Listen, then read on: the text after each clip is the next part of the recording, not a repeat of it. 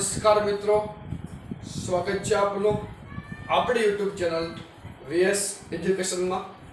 વાત કરી ગુજરાતી સાહિત્યકારોની. નવા નવા સાહિત્યકારો સમજતા જઈએ, જીવનમાં ઉતારતા જઈએ, સાહિત્યની સફર દિવસે ને દિવસે આગળ વધારતા જઈએ. તેમાં આજે એક નવા સાહિત્યકાર ઉમેરવા છે જેનું નામ આપણને બધાને ખબર. એવા એલેક્ઝાન્ડર ફarbas, કેમ કે આની પહેલાનો લેક્ચર એટલે કે દલપતરામના લેક્ચરમાં આપણે ચર્ચા કરી કે દલપતરામના પરમ સ્નેહ મિત્ર એવા આપણા એલેક્ઝાન્ડર ફarbas, બરાબર. બંનેનું પ્રથમ મિલન ક્યાં થયું હતું આપણને ખબર છે? ક્યાં? ચાંદા સૂરજ મહેલમાં.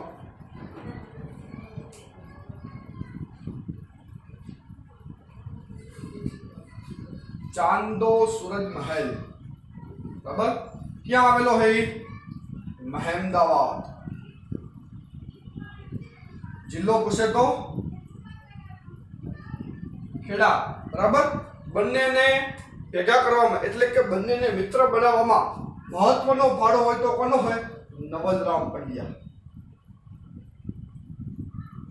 બરાબર. ત્યારબાદ બંને થઈ ગયા હતા કેવા? ગાઢ મિત્રો બંને થઈ ગયા હતા, બરાબર. અને 1848 આપણને ખબર છે હવે ગુજરાત વર્નાક્યુલર સોસાયટી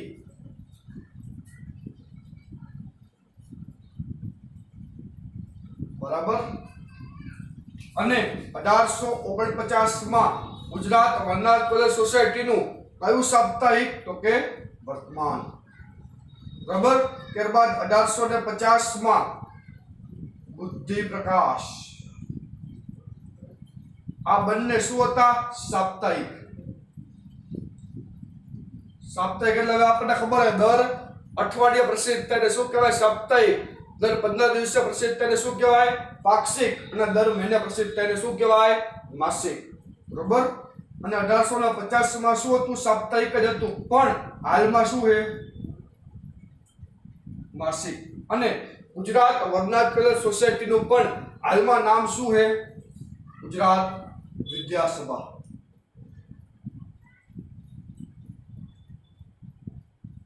જિલ્લો પૂછે તો અમદાવાદ,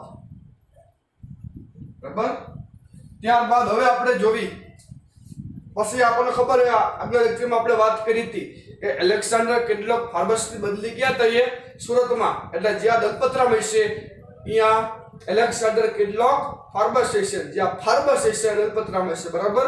એટલે એલેક્ઝાન્ડર ફarbasની હારે દલપતરામ ગયા સુરત અને ત્યાં આપ્યું ઐતિહાસિક ભાષણ, ફંડ એકઠું કર્યું અને ગુજરાતની પ્રથમ લાઇબ્રેરીની સ્થાપના 1850 કરી નાખી. કઈ લાઇબ્રેરી?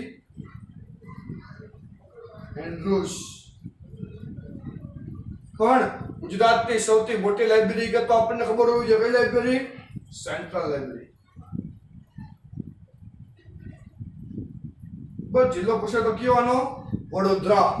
અને એન્ડ્રુસનો જિલ્લો પૂછે તો સુરત. હવે આપણે ચાલુ કરી આપણા એલેક્ઝાન્ડર ફarbas.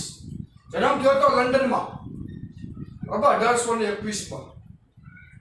દલપતરામનો જન્મ ક્યારે? 1820, બરોબર. આપણું વઢવાણ, જિલ્લો સુરેન્દ્રનગર. નામ પણ ગુજરાતીઓએ એને આટલું મોટું નામ છે, બરોબર, એટલે ગુજરાતી એવી રીતે નહોતા બોલાવતા. આપણે એમને બોલાવતા હતા ફarbas સાહેબ કહીને, બરાબર. આપણે કોઈ પણ જગ્યાએ કોઈ પણ એવું ક્લાર્ક અથવા કોઈ પણ બિન સચિવાલય, કોઈ પણ જગ્યાએ ઓફિસ હોય, બરાબર, કોઈ પણ જગ્યાએ નગરપાલિકા હોય, મહાનગરપાલિકા, બરાબર, ત્યાં જે ઓફિસ હોય આપણે સાહેબ હોય, બરાબર. સાહેબને આપણે આખા નામથી ન બોલાવતા હોય.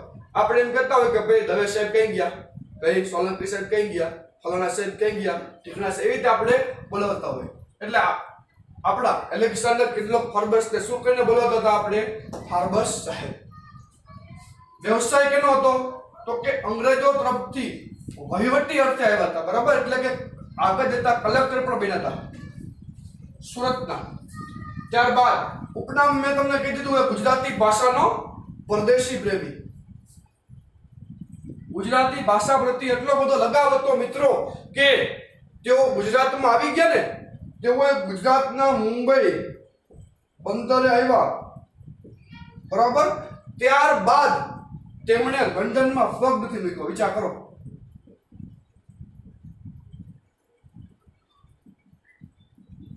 આના જેવો પરદેશી વ્યક્તિ આપણને કોઈ મળે?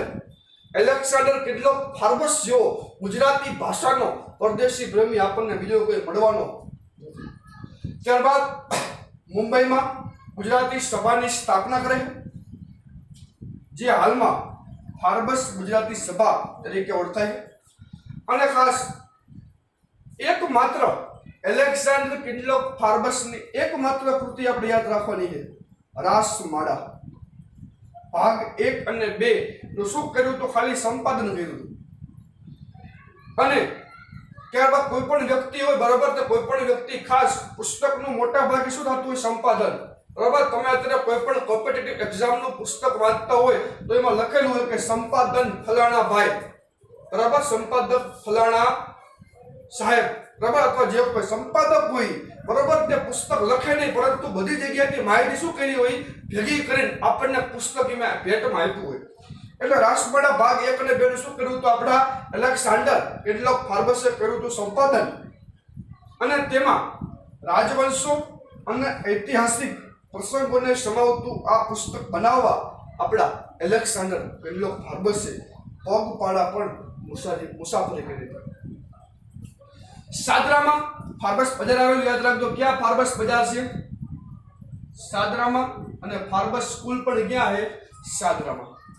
1850 મગનભાઈ કડિયાશાળાની પણ શરૂઆત કરાઈ. આપણને ખબર કે આપણા કોણ દલપતરામે પણ અમદાવાદમાં કન્યાશાળા શરૂઆત કરાવી હતી. કોની પાસેથી રૂપિયા લઈને? તો કે હરકુંવર શેઠાણી પાસેથી. બરોબર. આવો આપણો ગુજરાતી ભાષાનો પરદેશી પ્રેમી એલેક્ઝાન્ડર કિન્ડલો ફાર્બસ દલપતરામના મિત્ર, જન્મ થયેલ લંડનમાં, નામ બધા બોલાવે છે એને ફાર્બસ સાહેબ કહીને, વ્યવસાય છે અંગ્રેજો તરફથી વહીવટી અર્થે આવવાનું થાય છે, ઉપનામ ગુજરાતી ભાષાનો પરદેશી પ્રેમી છે. ત્યારબાદ મુંબઈમાં ગુજરાતી સભાની સ્થાપના કરે, હાલમાં ફાર્બસ ગુજરાતી સભા તરીકે ઓળખાય. રાસમાળા ભાગ 1 અને 2 નું પણ સંપાદન કરે, પગપાળા પણ તેની મુસાફરી કરે. સાદરામાં ફાર્બસ બજાર અને ફાર્બસ સ્કૂલ પણ આવેલી. 1850 મગનભાઈ કડિયાશાળાની પણ શરૂઆત કરે. અને આપણને ખબર કે ચાંદા સૂરજ મહેલમાં કોણ મહેલું હતું? દલપતરામ અને Alexander Kinloch Forbes. 1848 Gujarat vernacular society, વર્તમાન સાપ્તાહિક, એનું નામ બદલી બુદ્ધિ પ્રકાશ. બરાબર, શરૂઆતમાં સાપ્તાહિક, હવે માસિક. અને એન્ડ્રુસ વેધરી દલપતરામનો ઇતિહાસ.